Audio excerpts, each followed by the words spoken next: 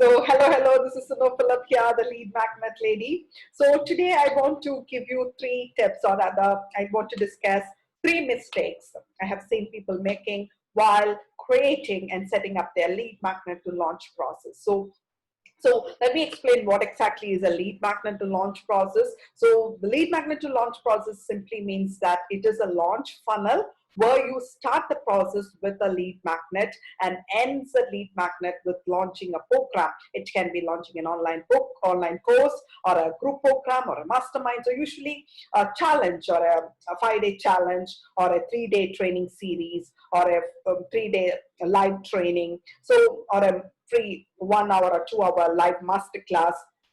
So these are all lead magnets, about high value lead magnets that on top of that you offer your program as the upsell or the selling point. So this is the lead magnet to launch process. So you offer the lead magnet, so you provide value and you let them experience, you build a connection and see, let them have a feel of what's working with you actually look like, and give them some real good value and results and action, action oriented lead magnet, and they are getting the results, they're getting little bit of transformation in there. And on top of that, you are offering a mastermind or an online program or an online course. So that's a lead magnet to launch process. So now I have seen people making these mistakes, three mistakes, which I want to discuss so that you don't make it. Okay, so that when you are planning on creating such a system, you can take care of these aspects and make it effective and make it like more conversion is happening, more sales is happening when you offer your thing. So first mistake is alignment.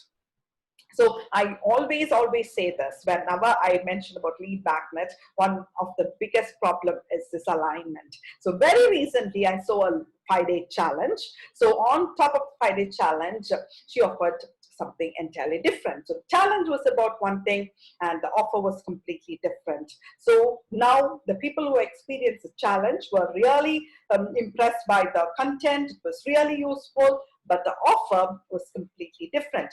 I'm not saying she didn't got any sales, because she was already established and she already had that following, so people bought from her, but her result would have been really big if that alignment was there. That was my feel.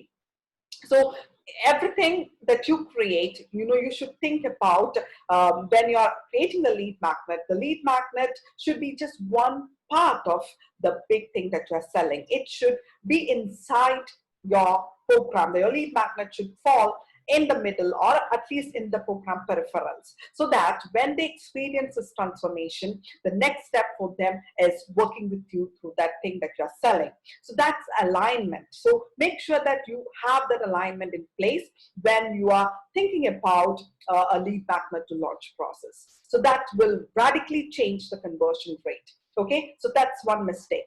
Second mistake is about giving too many options. Like, when you are giving, you need to sell one thing on top of that. Don't try to sell so many things, because the people don't have that, focus. We are all distracted, and that can literally change the conversion, because they are seeing so many options, so many ways of working with you, and they feel okay and confused, and they don't take action. So don't give so many options. Maybe you can give 2 options, like maybe a payment plan, a full payment and a part payment plan.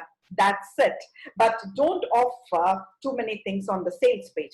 One other place I will recommend you to use an upsell is on the cart page. You can offer an upsell on the cart page, where you can say, get this also for maybe a reduced price as an upsell. Can be offered and the cart page, like the page where they fill in the details and make the payment. So that probably requires a software like ThriveCart or SoundCart for that kind of like a cart page. So if you have that, include that upsell in that page. So maybe one-to-one coaching call with you can be an upsell on that page, but not on the sales page. On the sales page, your focus should be testing. They shouldn't even see that there is an upsell over there. Only when they go to the cart page, they see that, okay, I can have this option also. Then they take the decision. So don't confuse people with too many offers and too many options, because they will get distracted, confused, and they won't take any action. So that's not what you want, right? So that's the second mistake. Third mistake is not very clear on the outcome. And this is about like really, I've been following one lady and she has been doing really very well, but I want to work with her, but I'm not clear, really not getting the outcome. The outcome was not really clear. So for me, I want to see what happens after working with a person, what the experience will be like. And I want to really see maybe some, not just testimonials. So I want to see that picture that she creates in my mind, because I have a very active imagination. I want to see and feel that what happens. And if when I am not able to connect with the outcome, I am not able to purchase a thing. So really recently I thought, on a Facebook ad, actually it was actually not a lead magnet, but rather it was a low price product for $37. It was about FB ads audience thing. So how to identify the correct FB ads audience, because I've been thinking about doing FB ads. So it's in my thought. And this ad came in, Facebook and Google knows our brain, right? And what happened was, when I looked into that page and the copy, she projected the outcome, exactly what I really want. Like, I want to dig in deeper into my audience, to connect with the interest, create exact lookalike audience.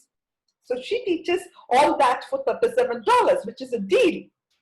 So I got so interested, and so I bought that thing. So the thing is, you have to project, or you have to literally project the outcome, that what happens after working with you, what they are going to get, bring in the excitement, and connect with that, with the after. So you need to be very clear on the before state and the after state, and it should be reflected in your copy, in your videos and social proof. Everywhere you bring that before and after, and that's how people want to work with you, because they see you and they want to experience that outcome. So that's what the third point is. So when you change the perspective from the lead magnet thing to the launch, through your emails, through your content that you share on the Facebook, the group, or the training, after training, and the other communications, the social media posts, it should reflect this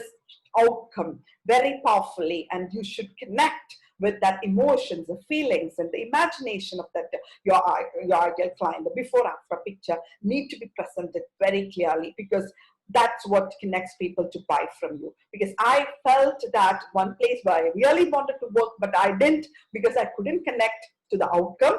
And one place where, with just in Facebook ad, I got connected just from that one place. I bought that thing.